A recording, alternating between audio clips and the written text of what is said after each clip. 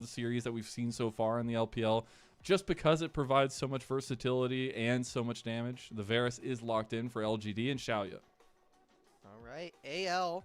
Couple of interesting kind of stuff that we can bring out here. I think if you're immediately looking for a really easy combo to play and something that we have seen from them, Orianna Nocturne, very easy to pilot, and depending on what Sasi is going to go for, maybe we get some more spiciness. I'll hold off from that for a Flandre to see what exactly what's going on. And wow, we're just slamming it immediately. This Blind man, Jace. this man, 10 years in, he's just like, nah, pick me the Jace first. I'll go tank. They'll see it coming, but I'll still hit him like a ton of bricks. I mean, they need to nerf Jace passive, unfortunately. They actually just need to nerf tank items, but I'm also okay with maybe a Jace nerf in as well. But all right, so Corki, they like get early skirmishing from the bottom lane, and it is a flex between him and Shanks. I think that's huge, the flex that you mentioned. I think this is also big. Not only is K'Sante obviously still K'Sante, but it's also a very heavy comfort pick for Sasi. So giving him something where he can actually thrive against Flandre is going to be super massive for them.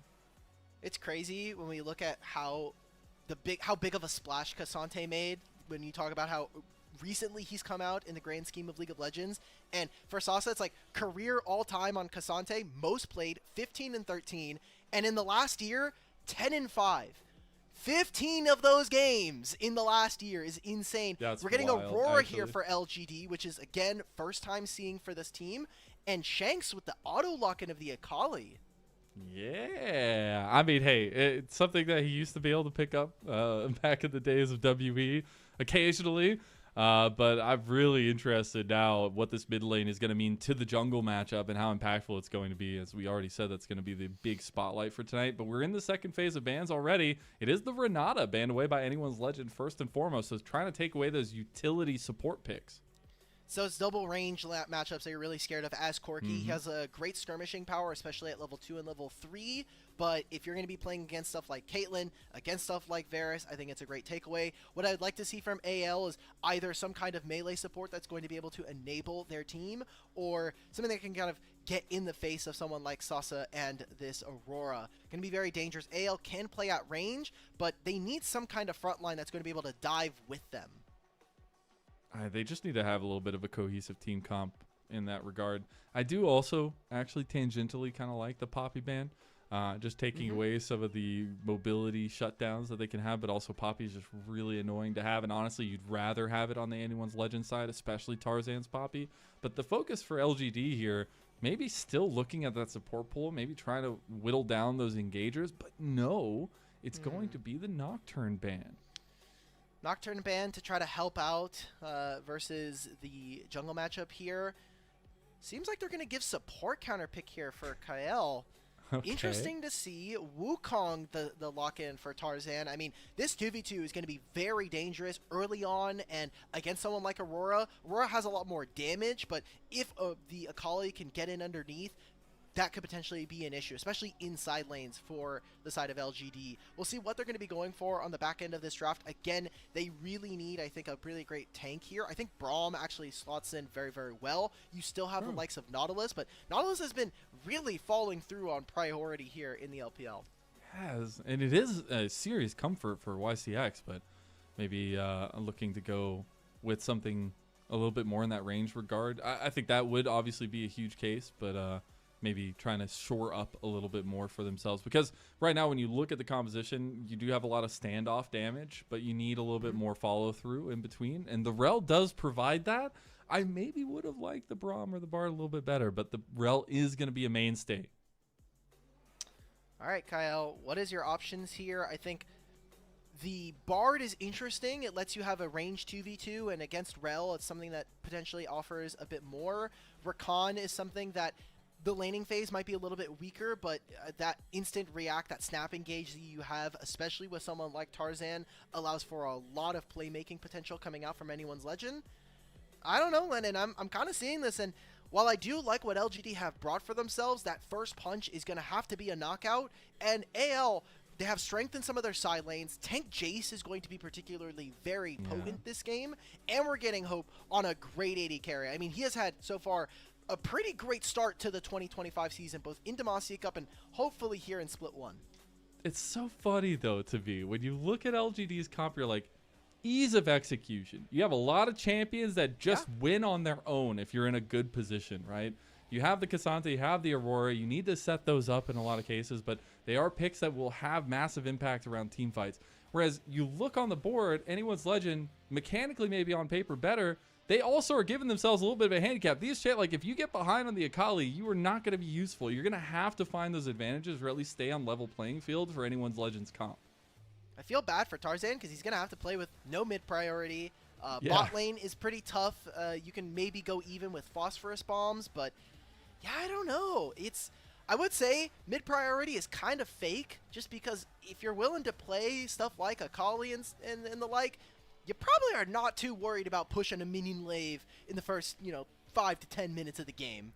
They have a lot of skirmishing power, and it's all about that kind of being able to play on your level 6s around the 10 to 15 minute mark because of things like the Otacon spawning, things like the early grubs, and again, something we didn't mention, the feats of strength, which if you have missed out on this early season, feats of strength, just new keys to jingle in front of all of your objective players. All the new keys. I call it busted can of biscuits, League of Legends, all the stuff you could ever ask for in this, and all the LPL action you could ever want. We're into the first game of this best of 5 Group A smackdown between LGD and anyone's Legend. All right, 5-point start here coming in early game. What I want to see from LGD, we'll set a few goals for them, especially as the team that we are expecting to be the underdogs in this series. I want to see early aggression coming out from Climber, not just on his Lee Sin, but just across the whole series. And as long as we see this LGD team get out of the laning phase in a pretty decent manner, I think that we could maybe see this team start to push AL. It's very early on to say, but I think with the composition that they have for themselves, they've given them, given LGD anyway, some tools to be able to push AL. Yeah, I agree, and they're going to need to. I think if you can push the right buttons against AL's comp, you can make it fall apart. But if you just let it sit there, it's going to stew into a wonderful meal, I guess. But they are going for the level 1. They are going to be responded to immediately, though, by anyone's Legend. Oh. Kael already up here, going to get the crash down from YCX. Kael going for the engage. Climber getting very low, and Shanks has the angle. This is not good. What's Climber going on, low, guys? Climber going down. Shanks with first blood for anyone's Legend. I was like, okay, we went for the lane swap tech by having Cassante sit in the bottom lane. They were trying to avoid on this matchup. I just don't know what Climber was going for. Like, we have to clear out all of this. It was going to be a late invade going into that top side.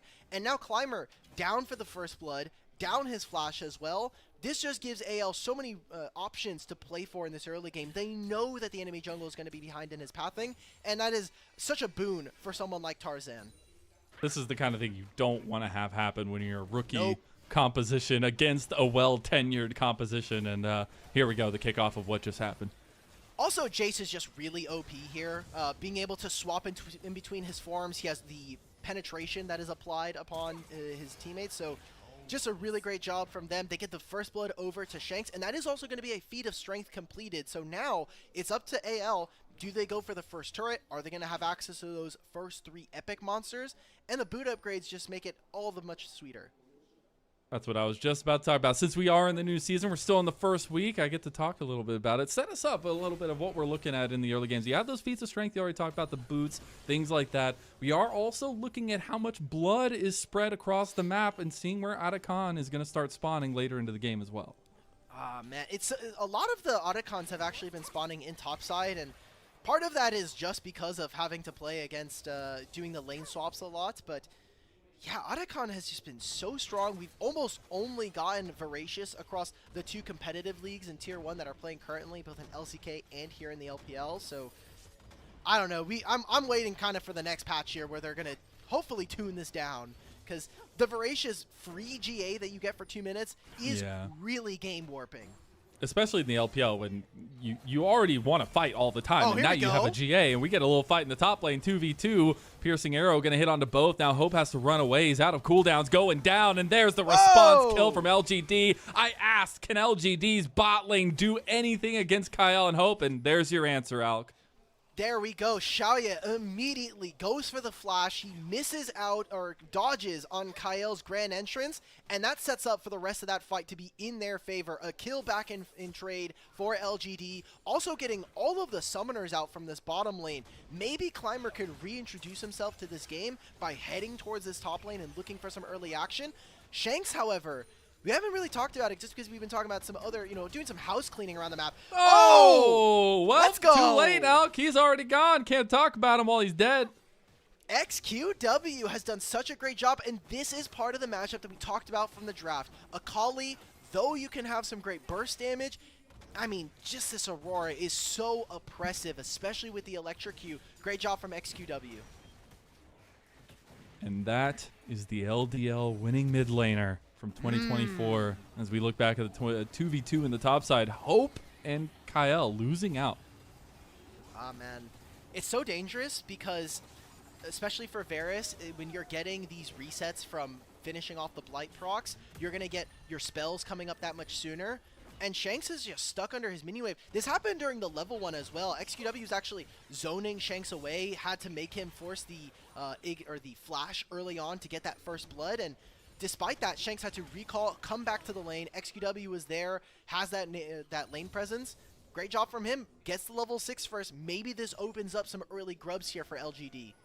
And the thing is about the Akali is, before level 6, you have to trade your health very heftily to even try to get presence in lane, and just works to your detriment, and you start to question the Akali matchup into the Aurora and how much power XQW is going to have, because this was a pick that we said would win no matter what, and LGD looking for even more on the top side. Get a double piercing arrow there, and the hail of arrows can also do a little bit more damage on the back end. Climber showing his face up here right before the grub spawn.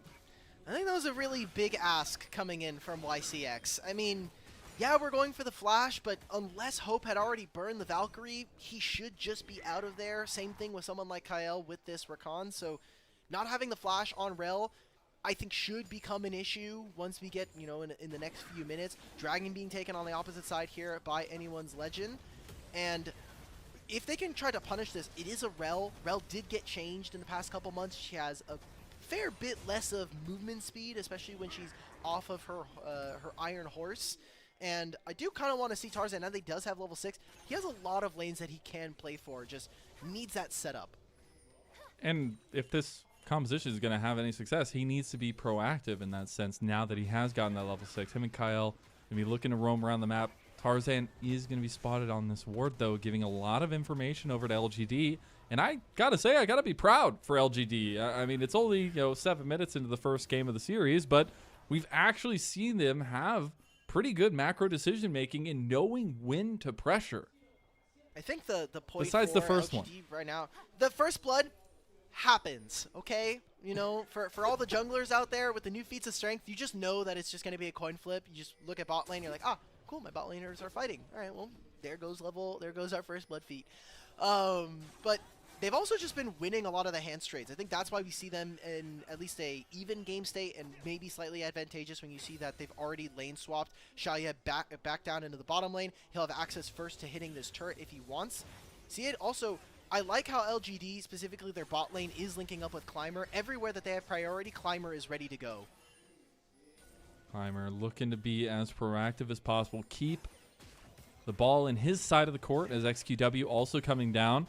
A great combination between these two guys, and Kael has been left out on a limb here as Hope has to watch, and they're going to proxy this wave. Kael needs to figure out a way to get through this wave or figure out a way to survive as Tarzan and Shanks are coming down. They've decided it is fight night round 2, and we're getting right into it. A little bit hesitant to pull it off, but LGD, they are committing to this. That's going to be a massive cyclone from Tarzan, but he's getting bursted out immediately. Some healing coming through, but XQW is way too big right now. Shanks going for the play of his life and gets one. Shaoye is already down. Now going to have to force his flash. And now Climber is about to get knocked up. Does not. Gets the flash out himself. Climber getting low. Hope has been untouched this whole time, but so has XQW. Unfortunately, he's out of mana now. He will be backing away. YCX will be the last to fall, and Hope will pick up the stragglers. Oh my god. Look, XQW has so much of this gold, so the burden of carrying is going to have to lay on his shoulders. The bunny of carrying. Man, I don't know how I feel about that. I want to kind of take a look in the replay as to kind of how all of that shook out. We got to see the fact that YCX, the fact that he doesn't have flash, does mean he goes down. If we get to start this play, why does it just feel, Lennon, like there was just no damage here? Shaoye is not getting hit by very many of the targets, and while eventually it does take Shanks with full combo to burst out on Varus, I feel like AL lost too much health very early on in that fight, and specifically Tarzan, the Cyclone, did not get as much as I think they would have wanted. Yeah, I think he saw that grouping and just wanted to try to get the big play, but it didn't end up working out the way they wanted to. Really good reactionary moves from LGD, and those are the kinds of hands you're going to have to keep up with a team like this, and they're not keeping up. They're ahead. There we go. So 45 seconds before the next grub spawn is going to be here. That'll be potentially 6 here and a second epic monster if we're talking about feats of strength. I want to see XQW look for a recall soon, as he should be having his Luden's companions ready. And if he has that before this fight, that's a massive power influx coming in for LGD that AL are not going to be ready to deal with. I think that's super important as well. Not only kind of the feats of strength addition there, but the 6 grubs can do a lot if you aren't able to contest that one. You can kind of see with some of the map movements, speaking of Sasi. Sasa, yes! Proxy this guy. You know that the topside fight is going to happen. Flandre, the ultimate proxier.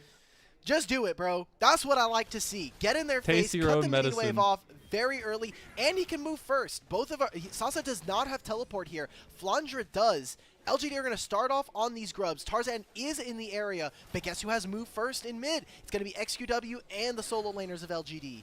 Yeah, this is tough for AL. If they go into this one, they're going to be contesting super late. Maybe they just don't want to give over 6, but they're already giving over 5. They're going to TP with Flandre in. They immediately go for the engage there. Big grand entrance on the back as Flandre comes and joins. Tarzan's getting low. He gets smote, and Climber takes the kill now. XQW is dodging and weaving in the fight. Shanks finally going for it. Big knock up there, but he gets yeeted away. And now Hope trying to clean up some of the kills, but Flandre has the backline access now. Shanks finally come to join. Hope will not be the one to get the kill as 10-year Flandre gets a double kill. Ah, man, the kills start to equalize out, but it is 5 grubs, like we mentioned at the beginning of that fight. Sasa doing a great job of being able to zone out Shanks from the rest of it, and LGD came in with that first punch. We said coming in from this draft that knockout punch at the beginning of the fight had to be huge, and Tarzan, despite some early woes, we were like, okay, look, you killed Climber, you're able to get early vision on enemy jungle. Tarzan on this Wukong has not quite looked as impenetrable. Yeah, no, not at all. Honestly, some of the engages have been a little bit wonky there. Maybe knocking a little bit of the rust off for anyone's legend after claiming that Demacia Cup victory, but they do know how to scrap. All right, so this starts off with, I think, still a great ultimate from Tarzan. Hope, quite unfortunately, is not able to deal damage, and while he's getting tanked up by YCX. Yeah, Shanks, I love this. I was watching this in the bottom right corner, and it's just flash out from Sasa. Wow. I think that's actually huge, though, because if Shanks gets in there with the ultimate, with the shuriken flip, that's just a bona fide ace coming on through. Yeah, I mean, they all had like 400 health left, and he had full combo ready to go. So really big save figure there from the rookie top laner for LGD. And Dragon did get started up here. We're looking at maybe some more scuffles, but mid lane priority could be the case for LGD. 5 grubs means that they can take first turret. That'll be a feat of strength. If they're able to grab this dragon as well, that'll just be all of them going over to LGD in one fell swoop. So 2 turret plates now shared between the bottom lane here. Oh, XQW. Yeah, he goes a little bit too far there, but the turret's that's first turret. Oh, the minion. Is it going to be enough? They just focus it down. There's first turret for LGD. They'll claim that feat of strength for themselves. Now they've bullied them off of the mid wave. They can concede towards the bottom side of the map. LGD are just going to get all of the feats of strength here very early on at 13 minutes. Great job coming in from LGD. They're trying to sneak it in. Too many wards. Yeah. They don't know if someone's going to be able to TP in on this play, so a bit afraid, redeploying back out on the map. And instead of maybe the dragon, maybe there's a focus towards this Rift Herald. Again, 5 grubs. It's a big win. What do you do, man? You beat him in the 1v1. You took out Shanks in the last fight. You returned to lane, and Flandre just smacking you with Jace tank. No big deal, I guess. Doing so much damage. He's up 30 farm. Flandre's going to have a big say in this game, but we're going to look in the 1v1. XQW going Shanks, over to Climber. His LDL championship duo there, but will get Shanks' flash out. So that'll be a returned cooldown, no doubt. But Shanks doing that actually buys time. Climber moved off of the dragon. Tarzan can now shift over. We're already seeing Kael and Hope redeploy out onto the map and take over from the mid lane position. Seems like instead, not enough reinforcements. Teleport coming in here from XQW. AO are looking like they want to try and contest this. Maybe after the wave in top lane, Flandre will look for a teleport when it's back up. Oh, Shaoye overextended. Kael coming over. He just got the quickness back up as Shaoye just dies to mispositioning. This is the feat of strength fight right here, right now. And LGD do not have the gas in the tank to continue. All right. Thankfully for them, AL actually don't have any other epic monsters. They have 2 dragons, and they've got a single grub. So they still need to be able to either finish off the Rift Herald that's going to be here in about a minute and a half, or maybe we wait all the way until Otacon. I don't think that's going to happen, but we have had some slow games here and there. True, we have, which is, you know, a sad thing, I guess, anytime you talk about LPL and being slow. But true. That's why we added more objectives. That's why we have a Rift Herald coming out in mid. We have to force these teams to fight Alk, and there is also going to be the Otacon on top side. Ooh, dangerous position. All of the terrain that Otacon spawns for the rest of the game, I think, is really interesting. I think it makes entering from either side very difficult, especially from blue side in top lane. It's difficult to get into this side of the map and enter into Otacon if the enemy opponents are already started. So Otacon is so fun, honestly. Like, barring just the buff being really broken, it's a miniature Baron that you get to play for. It shreds your HP and armor, so you're not really safe. It doesn't feel like Rift Herald did when it first kind of came out. And I kind of like that. I like them all being vaguely distinct from each other instead of just Rift Herald, Prime, and Beta and all that stuff. True. Just give you a little bit of different flavor as well to the map itself, and as well as like little bounties and stuff here and there. I think Lennon, that's really cool. Do you remember Double Herald? I do. That was terrible. We always had fun with what the name of the second Shelly was, because Shelly and Herald. It was Shelly's like long lost cousin or whatever. Yeah. Oh, XQW. So this might just be a little bit of an instinctual thing, because he just uses that between worlds to get out. I saw him attempt to do that on that bot lane play as well, and he's really, really versed in how to use that as an escape tool, as the Rift Herald being forced out of AL's hand by LGD. And now they look for the fight after Kael dies before he can even get the grand entrance off. XQW is looking for the angle and gets the pull back with the twofold hex, and LGD are fighting this one tooth and nail. Big win for them. It's going to be a huge objective fight. Them being able to pick that up. Oh, wait a minute. You need to finish the camp. They never finished the grubs, so that it doesn't count as 3. Oh my god. Oh, and then Shanks just gets a 1v1.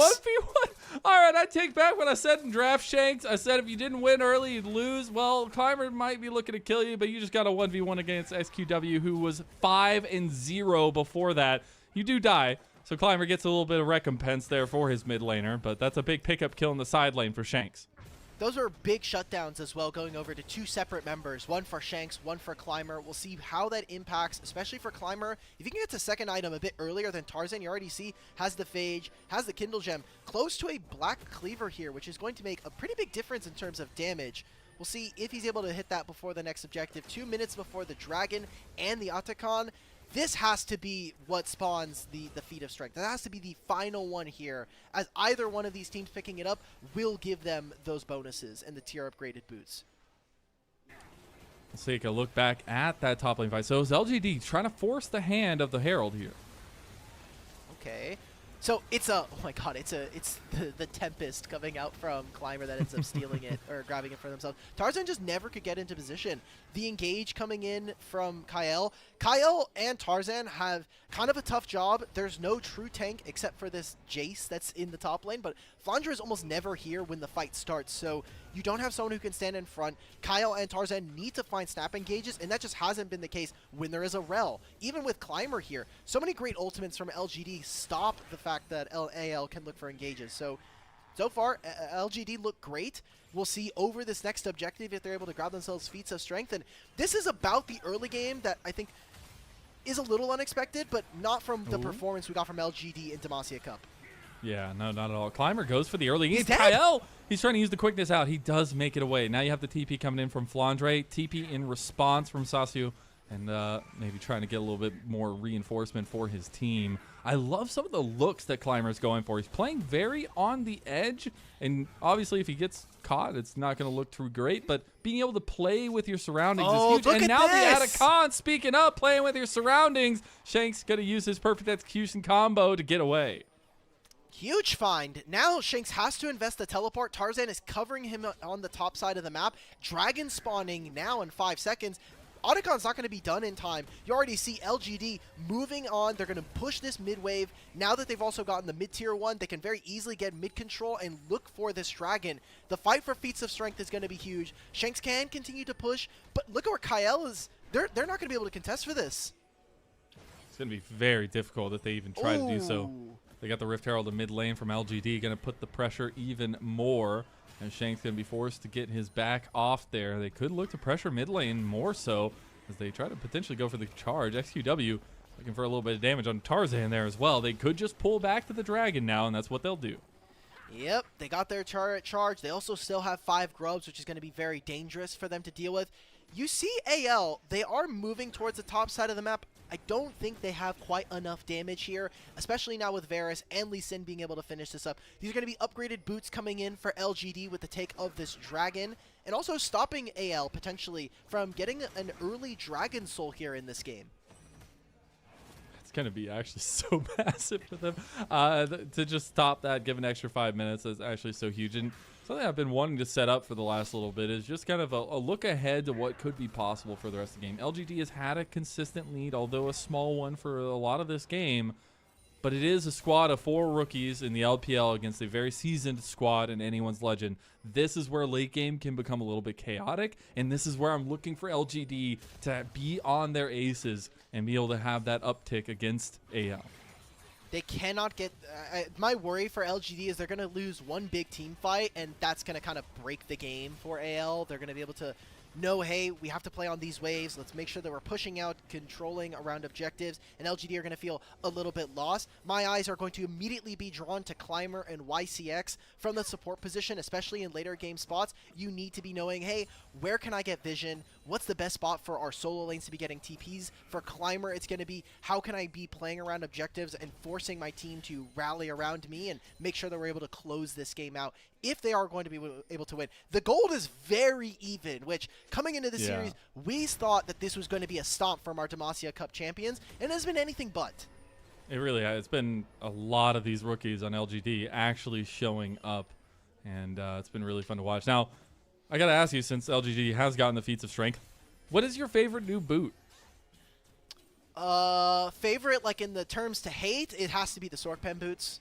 I think they're just really strong. My favorite to get are the Swifties because they make me fast on the flat movement speed that you get from these boots are really fun. I will say, while they are pretty bad on power rate, Gunmetal Greaves, the upgraded tier 3 boots of Berserkers, those are so cool much fun. shield. Getting a free, getting the Phage passive for is really fun. I love getting more movement speed. Movement speed is by and far away the most skill indicative stat, because the more movement speed you have, the better you should be able to miss out on skill shots from your opponents and outplay.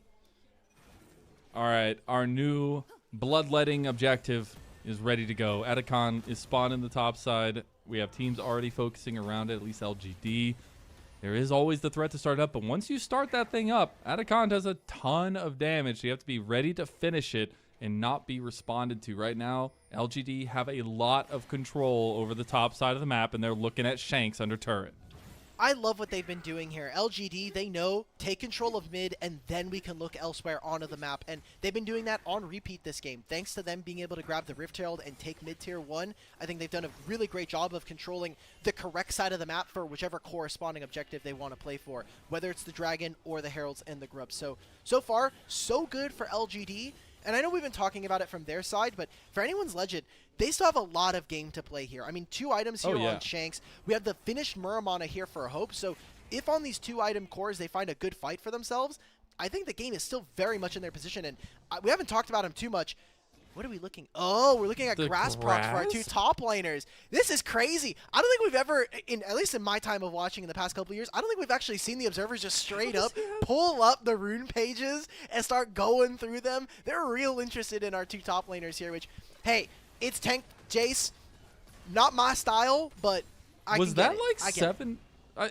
One of them had a lot more than the other. That was Jace, and I'm pretty Jace, sure it was Flandre. That's ridiculous. Like the difference in the stacks is actually insane. Like, oh my god, I just don't understand. Like, this is such a boon for anyone's legend just to be able to whip this out one game in a best of 5 fearless, and there's just not a real answer to it. I feel like. You can either go the route of like trying to out-tank Jace and be more useful in team fights, which I tend to agree with, especially with how LPL is played, or you can try to be really greedy and look for carries. Now, we're kind of grouping around the top side. I think both teams are looking towards that Otacon objective. If you're able to grab that, you'll have the Voracious Otacon, which gives you that massive GA proc that we're talking about. And big dance here, although... Oh, he gets kicked over the wall, and then is an exit strategy for Climber. But look at Shanks. He's got a back wall. He's got a back line. XQW! And he's looking for a perfect execution. Gets XQW right out from them. And now it's just a brutal beatdown as Climber's coming forward. He does dash back out. Hope is untouched, but finally being engaged on, getting some good damage. YCX is down, and members are falling left and right for LGD. Instead of the Otacon, we're going for the old school Otacon. Baron buff spawning here at 25 minutes. Here at 25:30, not much of a difference. AL going to win that team fight and look to take this Baron immediately. Although Climber and Shaoye, let's see if they have anything to say about this big old purple worm. Yo, Climber in his first LPL game gets a steal over Tarzan. That stuff of wonders. As Climber is looking for Flandre instead. They are getting low. Climber has an angle here. Can you outsmite Tarzan? They're just going to go for the fight. Tarzan goes back into finishing. Climber doesn't get it. Denied on his steal. And anyone's legend looking for an escape. XQW is here, but Tarzan goes over the wall with his flash and gets the kill on Climber. XQW cleans up the rest. Still, 1 member down, Hope being taken away. Really big find, in my opinion, as this is going to be one of the members that we're looking from anyone's legend to actually push out on mini waves and hit these turrets. But what a sloppy fight from both teams. They were just throwing haymakers all across the board. It was XQW immediately trying to find this pick, and for LGD, they just cannot be this far up from the side of Climber and YCX. Your mid lane duo is currently nowhere in position, and despite the early lead that we saw from this Aurora, I mean, right now, XQW is just getting ran around the map. Shanks has way too much damage with this Shadow Flame and Storm Surge. I mean, that instant damage is so wild. Honestly, a really good flash there from Hope in the end as well. And I just go back to the constant of this comp is going to be very hard to deal with as time goes on. Like, Flandre is literally, he's finally getting cut down by Shaoye here. But that initial fight, he was so powerful. And we just saw that they were able to kind of muscle out this Baron. I think the fact that this fight was so close is indicative of how strong LGD is in this game currently. I mean, you have this on-hit Varus that's going to deal a lot of damage. No flashes from our AD carries, however, is, I think, a very big game changer. We're starting up the Otacon. It's in vision. Flandre is recalling and looking for the teleport here. Yeah, and I need to be seeing LGD to be marking members. 10,000 HP, however. This is, I don't know, this is tough. In this kind of situation against the Voracious, it's so hard to start the fight up because it does so much AoE damage as well. But you see that Shanks had an angle on the top side. Flandre's, look how much health Flandre has, by the way. Tarzan faking out the clone, has them in a fish and barrel type situation. All you got to do is pull out the shotgun, and here comes anyone's legend. In between worlds going out, though, trying to get the backline is XQW, but it's Shanks who deletes Shaoye. Now Hope is trying to get some damage on XQW, who's still on the side, but it's just a meatball that you don't like very much as LGD wait a minute. are trying to fight their way out of this one. That is going to be a regurgitated one as Flandre gets a double kill there. And what do you do against a tank Jace when he's all up in your grill? Riot, please nerf these tank items, man. Why is tank Jace a thing? This is an abomination of character design, man. This is not what they intended when Jace was put into the game. They wanted it to be this long range, huge big poke, and then be able to switch into melee and be able to fight bruisers. This is not at all what they intended. They've got a ward here. Climber, please steal the Otacon. It'd be so funny, though. Climber. Climber. Climber. Climber. I believe Climber's Here we gonna go. steal it. It's getting low.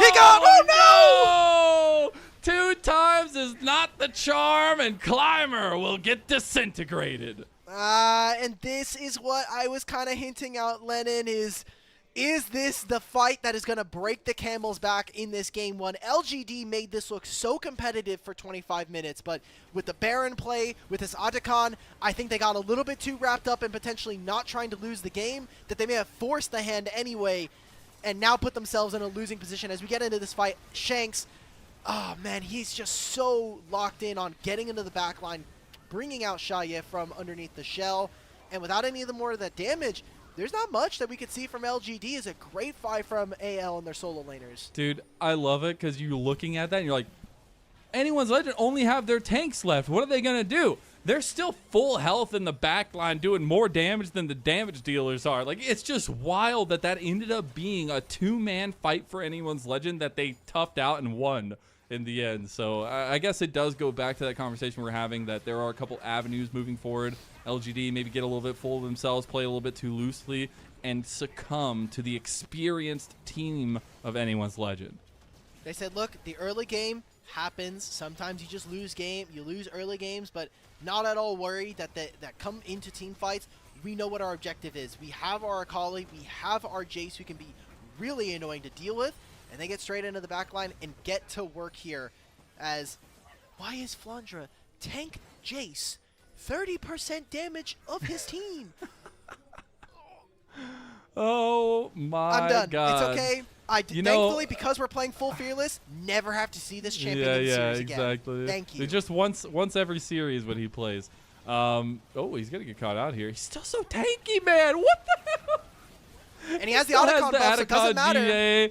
He is back to base for 100 gold. That's a price you will absolutely pay. As Climber goes in on Tarzan. Tarzan goes right back in. He also still has the GA available. Another 100 gold, but an easy fight win for Hope. Maybe looking for it. Shanks, way too far on the back line. Gets hit by the Between Worlds and gets sent back to base as well. 3 members standing. Hope getting low, and that's going to be a couple more kills going over, but it's only 200 gold. And maybe Flandre in a 1v3 is still alive. Slowly but surely falling. It'll be another big one going over to LGD. That was 1,000 gold.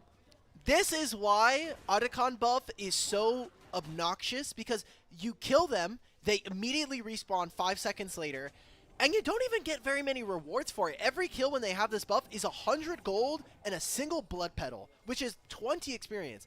That's literally worse than some jungle creeps. It's just insane. We need to be nerfing the values on these. Baron spawning now.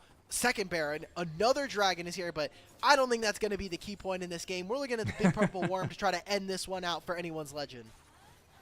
It's curious to see so many unbuilt tier 3 boots there on the side of LGD. I know we've heard rumblings of the fact that they're not that much better for the amount of gold that you're going to be spending there. So very curious to see a lot of members from LGD not going for that power spike. But on the other side, you got brown paper bags for Hope, and he's still kicking on that Corgi. Ooh, we're making the Baron dance now. Teleports coming in from Sasi. Are they starting this up? This is very dangerous. Hope's going to be able to clear this. Flandre's moving back in. And remember, with that last fight, a lot of summoner spells were used by LGD, while AL can just reset and use the buff. Oh, you know who he's looking for. He's got his target set on the Shaoye. Kael going in. Big 3-man quickness combo. Oh, my God. Look away, LGD fans. Your little rookies are being decimated. An ace for AL. LGD, we got game 2. That's all I gotta say. LGD, we got game 2. We can do it. AL slam home a big victory. Early game be damned. I mean, Shanks, it was a rough laning phase, but him and Tarzan made it work and have come up clutch in this game. Hope don't need no boots to win against LGD. AL turn around what was a consistent 2K deficit for a majority of the game into a 10,000 gold lead victory in game 1 of this best of 5. Wow, sleeping giants here in anyone's legend. This was the expected result, but I think the way that we got there was not exactly intended from us, at least from the beginning of this series. it's good to see that AL are kind of keeping up in those winning ways, and we'll have to see how exactly they're going to continue to kind of push forward in this series, because the early game, they're like, look, we're willing to sack 2,000 gold at 15, 20 minutes because we know we're going to be able to execute that much better. We're going to take a little look-see at what exactly that game meant for anyone's legend, because it felt like, you know, things in the bot lane didn't go good to start off. Didn't really matter. Shanks wasn't doing great, but he knew what his job was. And it was to take out Shaoye, who was a untouched beast in a lot of the early fights for LGD, and let Flandre do his work, man. Like, I don't even know what to say. You literally, there is no counterplay to that champion when Flandre is playing it. Why are we giving Flandre MVP here, guys? But did you see what he did? He was playing tank Jace! And yet he still did 30% of the team's damage, Alk. Stats are fake. You know this. We know this. Think about the impact in the game. Shanks finding Shaoye constantly. Tarzan getting into the back line. I think Kael even, you know, kind of should be getting a bit of a shout here for the Rakan ultimates later on into that game. All of these members contributed. Honestly, the fact that, there we go, I was very afraid Hope getting 0% here was just a straight up robbery. Gets 1%, you know.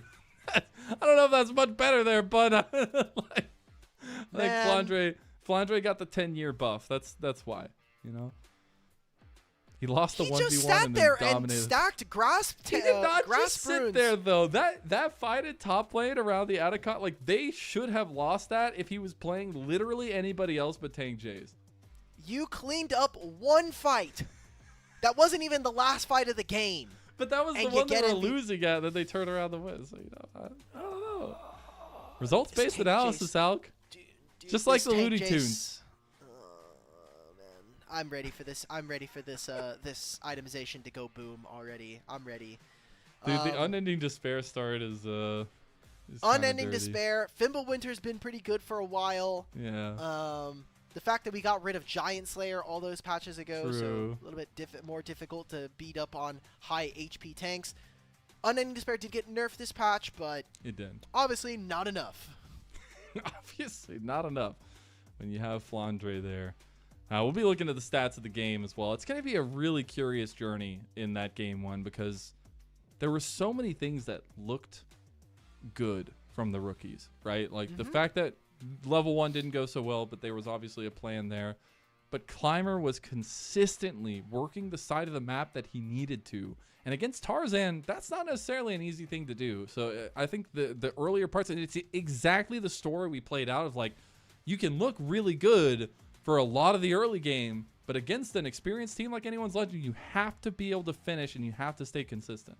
It was so tough to watch, too, because it's like, wow, you were holding like a 1,500 gold lead for most of that game. We can take a look at some of these highlights here that were looking so good. It seemed like AL just weren't on the same page in a lot of these early fights for the first 20 minutes of the game, but it was really just like the one fight. Yeah, Shaoye started dying. There's an Akali on the enemy team. I have a bit of sympathy for him. It is not Xiaoya's fault. I'll just say that right now. Yeah, the Akali champion is pretty good at one-shotting backline. It's almost like that's her entire class. It's the problem when you have two ADC mains on broadcast at the same time. And look, that's not a problem. It's only a problem for the non-AD carry players. And they can continue to type in Twitch chat, but they're not here in the booth. So ADC dominance. So these are some of the fights where it started getting a little bit more dicey for LGD. I think Hope was actually putting a huge consistent amount of damage here, but the angles that Anyone's Legend were facing, I mean, Shanks always had a flank.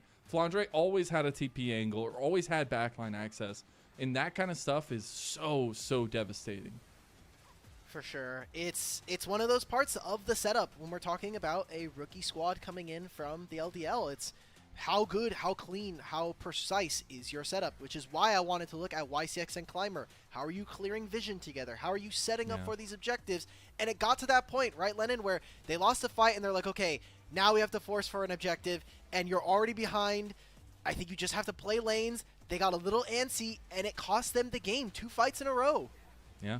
And that's the hardest thing, is just to see those fights breaking the backs of LGD. And there was a lot of close-knit moments in those fights, but you see the angles that Hope is able to survive on. This was the straw that broke the camel's back, I feel like, and this was that fight where it was like, LGD, it feels so good. You got almost everybody down, except for Flandre and Tarzan.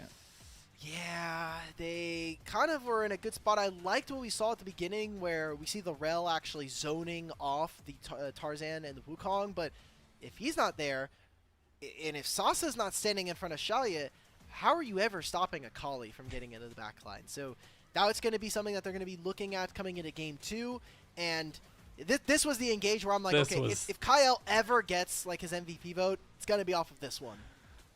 I will give him that one. I will give him that. It was like one of the most beautiful recon combos. Yep. I know he was salivating as soon as he saw all three of those people group up at the same time, but unfortunately Flandre exists in the game, and the trending topic of the tank Jace will probably continue to win out. Is that if we didn't give it to Flandre, you'd give it to Kael? I'm probably still giving it to Shanks. To Shanks? Okay. Shanks, look, despite early game woes, despite losing, getting absolutely bodied under his turret, he did what he had to do. He literally, every fight, his objective is kill Shaoye, force Shaoye out of a fight, put damage onto some of the carries, and he executed really, really well, which obviously for a Kali we need to see. And of course, it's Flandre. I don't know why I even bother, man. Fine, give him his 10 years in the LPL, 800-something games. Fine, you get it. I get it. I believe in you, man. Just 10 no more tank Jace. years. I'm excited. All the way from the days of Snake Esports to now on Anyone's Legend. What a journey. What a journey. The big stop-off everybody knows about is the EDG stop-off, obviously. But, man, this guy's been cooking for a long time. It's not only been the tank Jaces and things like that, the Vladimirs. This guy is an epitome top laner in the LPL. And it's all about the consistency. I think there was a period after the Worlds run with EDG where it looked a little bit shaky. He ended up taking a break for a year, ends up coming back onto JDG, and it seems like that time coming back really has served him well, and especially I think kind of an all-time peak here for Anyone's Legend as an organization where you're having an on-form Flandre come into the roster, you're having a really good Tarzan, and you've now had this core of Shanks and Hope stick together, and they're all firing away. Yeah. And that's what I got so excited about for this team coming into 2025. They were already looking pretty, average of the pack, a little bit higher than average of the pack for LPL, but now they're just trying to bring in reinforcements to give them that leg up, to get them in that potential Worlds spot contest, which I do believe this is my sleeper team to make it to Worlds. But Flandre earns MVP there, and that is all she wrote for game number 1. But while we still have you here, I got to give a little bit of a shill to the broadcast here in the LPL, as it has been an incredible project. I know we're only, through the first week here, but it's been so awesome to see so many individuals come around and be a part of this broadcast, be in love with this broadcast just as we are. And as you may be aware, we are an entirely fan-made broadcast. We are not official. We are literally just passionate individuals that believed that this product should have a traditional broadcast feel. And as such, if you want to support us, we have started a Ko-Fi page, and please go do so. You can access that in the chat. Any donations there will go straight to improving the stream on multiple avenues, whether that be technical, whether it be content, whether it be things that we're able to do in the future, such as giveaways and things like that, and to pay our broadcast talent, because that's kind of important if you're doing it all for free. So thank you all to everybody. For the love of the game, boys. Yeah, for the love of the game. Thank you to all of our Ko-Fi members. You can also unlock perks like early access to content, member-only servers, and interviews and stuff like that. And you can suggest questions for our interviews to collaborate. So please join our Ko-Fi today. Please support us. It's been an incredible journey, and we're just getting started. That is it for our first game. We're going to be taking a little break, and we'll be back with game.